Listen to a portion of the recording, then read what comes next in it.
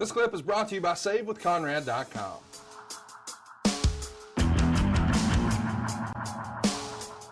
Well, the Super Bowl tour would continue the next day. June 16th, you're doing a TV taping at the Cumberland County Memorial Arena in Fayetteville, North Carolina. This time, you're teaming with Tully Blanchard to get a win over the Italian Stallion and Nelson Royal. And during the bout, J.J. Dillon is going to cut an insert promo on the War Games and the Great American Bash Tour. And then he says that Anderson and Blanchard are going to be the next tag team champions. Talk to me about what you remember of the War Games hype and build and promotion, because, man, this is really going to be the talk of wrestling here coming into it, but especially coming out of it. How far off are we still from the very first War Games? Couple weeks. We're talking generalities, and it's going to be a double cage with a roof on it. You can't get out, you can't get in, but there were no mechanics of who was going to start, who was going to go second, who was going to go third, fourth, any of that. It was we were just first stage talking about possibilities, and the vision of two cages side by side with a roof on it just sounded vicious.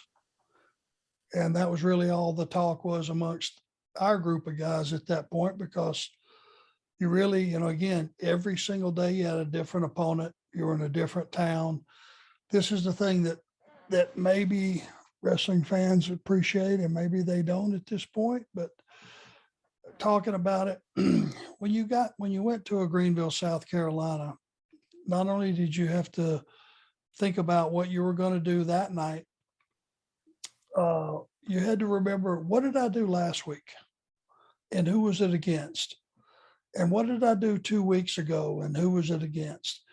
Because those people, a large portion of them were there every single week.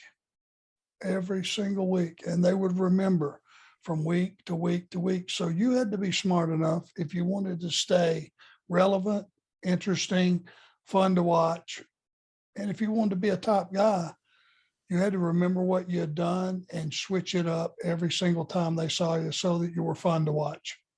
Otherwise, it would just be repetitious of last week. And that was, you also had to watch what other guys did in their matches. So the very next week, you didn't come along and even do something similar.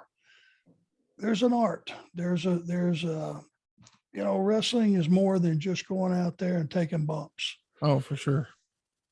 The guys that really get over and that stay over the course of time put a lot of thought into what they do. And I think you will agree with that, being around the business like you have as of late. It's thinking man's business. No doubt about it. And I'm wondering what they were thinking when they announced on this television taping that happened on the 16th. It would air on Worldwide on the 20th. We would see an interview with Jim Crockett Jr. talking about the Rhodes Blanchard match from Greensboro. It's going to be a part of the bash. And he says that he stopped payment on a check for $50,000 to J.J. Dillon. So instead, JCP could sign Rhodes versus Blanchard July 18th in Charlotte as part of the Great American Bash. But here's the wrinkle. It's going to be a barbed wire ladder match for $100,000. What? Now, I want everyone to appreciate what we're talking about here. This is 1987. And I know that the internet likes to think that Bret Hart invented a ladder match. And I know that everybody wants to praise Razor and Shawn at WrestleMania 10, as well they should. Phenomenal matches. And Bret Hart had some fantastic ladder matches, including one with Shawn Michaels. But this is June of 1987, and we're promoting not only a ladder match with Dusty and Tully, but a barbed wire one at that. Whose idea is this? It could only been one guy's. That's Dusty, right? That's right. But you got to get excited about saving people all those dollars. They can limousine ride and jet fly now with that extra cash. And they can style and profile with a quick 10-minute phone call right now to 425-0105. That's 425-0105. Woo! SaveWithConrad.com. Maybe Arn Anderson. Listen, one thing, there's so many, that's the reason when we talk about the business like we're doing on this podcast, and I remember different things, and and then when you plug those memories into what was going on at the particular time, for people that were fans then, they go, oh, I remember that. Now I understand. One thing to understand about this point in time, Dusty had a bad knee. He never got it. He never got surgery. I would ask him all the time, Dream, when are you going to take a couple of days off and get that thing at least scoped or something? A guy his size with a bad knee climbing a ladder is not an easy task, especially when you're going to do it several times. It's not the best choice of matches for him physically. And the fact is, if you didn't know he had a bad knee,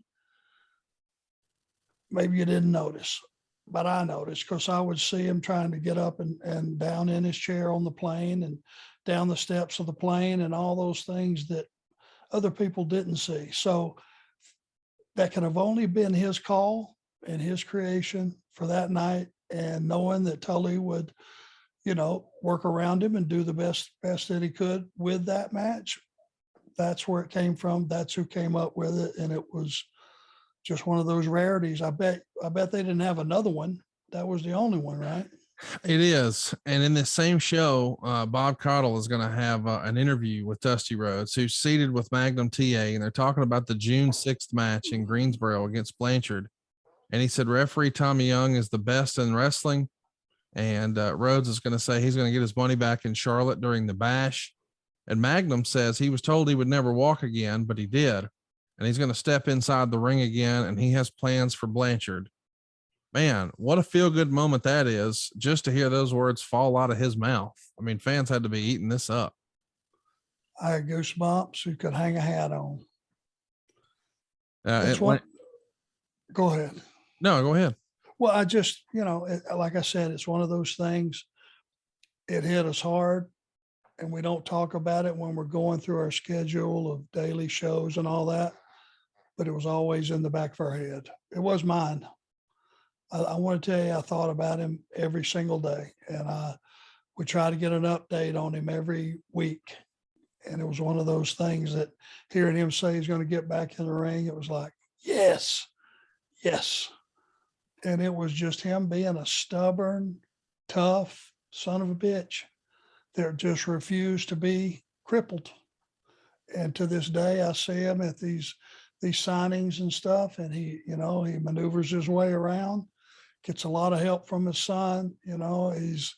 He's motorized, but it's one of those things that I look at my hand and I go, okay, that hand's not very much used to you, but I look at Magnum and go, if he's tough enough to make it through the day and have a normal life, please shut up and quit whining. And it's a lesson that I've carried with me all these years, and I still do.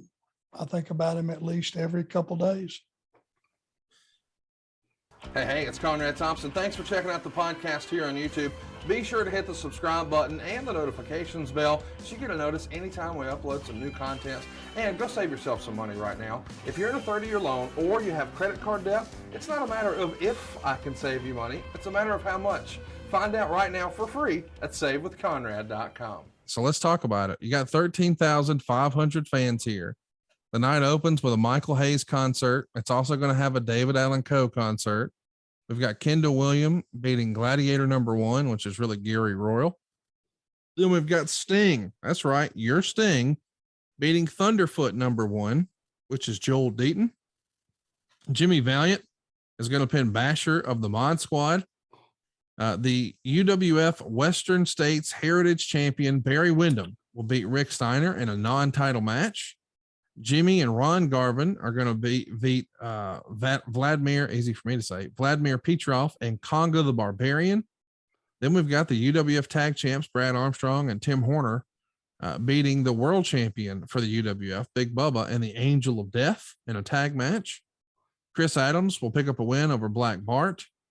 Michael Hayes, Terry Gordy, and Buddy Roberts are going to beat Paul Jones, Ivan Koloff, and Manny Fernandez. And then we've got Ricky and Robert, the world tag team champions, beating the U.S. tag champs, Bobby Eaton and Stan Lane. And of course, this is a disqualification because Tommy Young found that Bubba's hat and sunglasses were in the ring after Bubba interfered behind his back and dropped Morton with a sidewalk slam. Then it's time for Steve Williams and Dick Murdoch. They're in a Texas death match. They go 8 minutes, but now it's time for our main event. It goes 21 minutes and 20 seconds. This is the very first War Games. It's Dusty Rhodes, Nikita Koloff, and the Road Warriors on one side with Paul Ellering rounding out their duo to take on Ric Flair, Arn Anderson, Tully Blanchard, Lex Luger, and J.J. Dillon. Ultimately, J.J. is going to submit, Hawk standing on his throat. But more importantly, there's a real injury that happens here as J.J., unfortunately, I guess draws the bad straw. He takes the Doomsday device and in the process, I think breaks his shoulder, winds up in the hospital that night. What can you tell us about your first War Games experience? Several mistakes were made. Number one, leaving Hawk to the end.